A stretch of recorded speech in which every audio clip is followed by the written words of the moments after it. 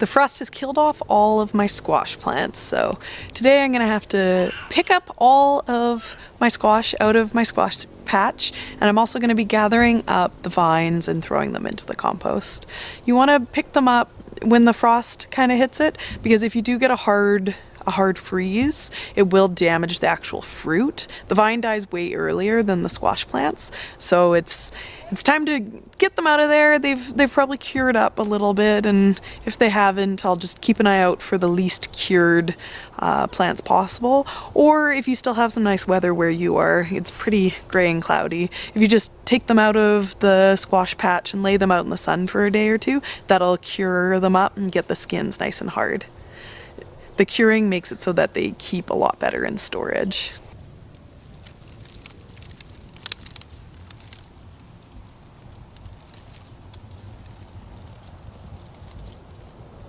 I love growing squash. It's one of my favorite crops. They're just so simple. You put these seeds into the ground in the spring and they just grow into these crazy huge vines, and they get so big that they will outcompete the weeds, and their leaves are so big that they'll mulch up the ground and help for moisture retention. It's, you know, it's one of those kind of miracle crops. We always joke that if I could get some property, the thing that I'd want to do more than anything is have a pumpkin farm, just because, you know, it's so satisfying just how much you can grow with so little labor.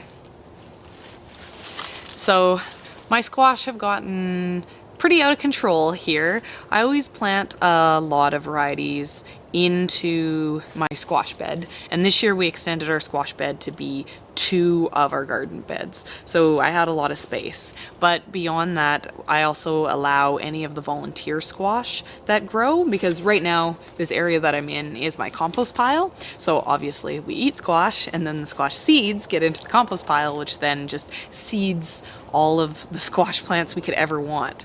So a lot of kind of weird varieties grow up out of this pile, and because the soil here is just so nutritious, because it's basically just pure compost, everything grows really well in here. So I have a lot of squash in here. Some of them are planted varieties, some of them are just random hybrids.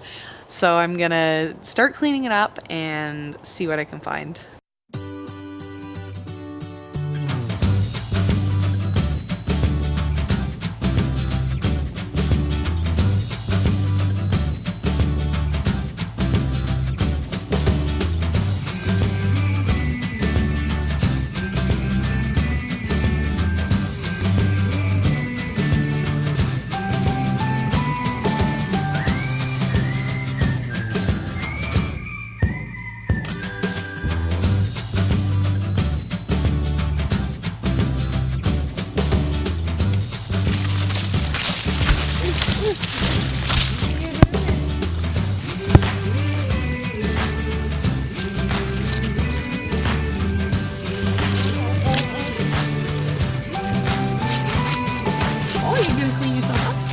You wiping yourself off?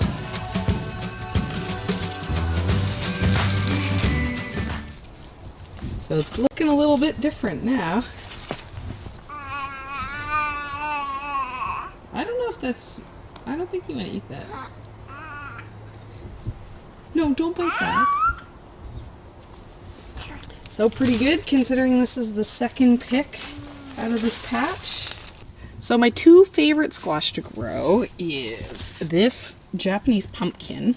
It's really nice and sweet, and it keeps super good. These, I'm always shocked how long these keep, but they're kind of the perfect size for us to do for a meal. They look kind of fun, and they're really tasty, and there's lots of ways to do them up. And then our second favorite is spaghetti squash, just the classic spaghetti squash. This year they're a little bit smaller than they normally are, but you know, still a nice size to do up as a meal. The main squash that grows, because of the volunteers that I let kind of do their thing, are these weird hybrid type things. All of these are kind of the same thing. usually the hybrids that we get kind of have this look to them, and they seem almost to be a cross between a spaghetti squash and a zucchini. They're nice and mild and stringy like a spaghetti squash, but then they're a little bit meatier and they don't quite keep as nicely as a spaghetti squash, kind of like a zucchini. So we really love these hybrids. They're really fun, and you know, they're so easy because they just self-seed and very prolific. So we definitely don't weed these out of the garden, and we're happy to eat them as well. Compost is looking pretty full too. So I don't normally clean up my garden in the fall. I normally save my big clean. For in the spring, but this patch is a little bit different, and there's two reasons why. The first reason is that it gets so overgrown that I wouldn't actually be able to find all the squash in here if I just left it as is. I have a lot of morning glory that grows up in here, and it's really pretty, so I let it go, but it just makes this dense mat that hides so much stuff underneath it. And the second reason is I actually have things planted in here.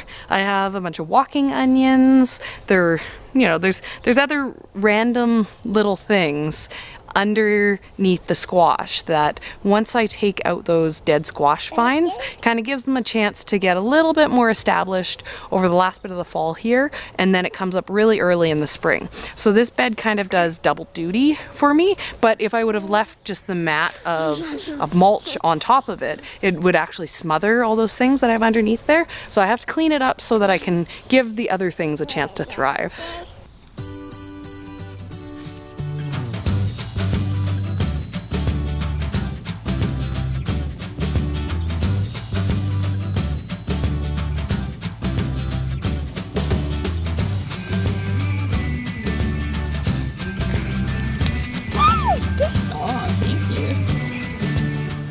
So if you want to see more of what Sam and I are up to, make sure to subscribe and let me know below what squash you grow.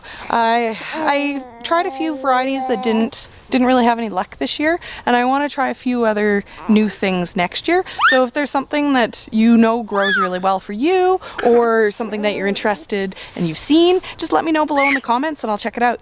Okay, see you guys next time.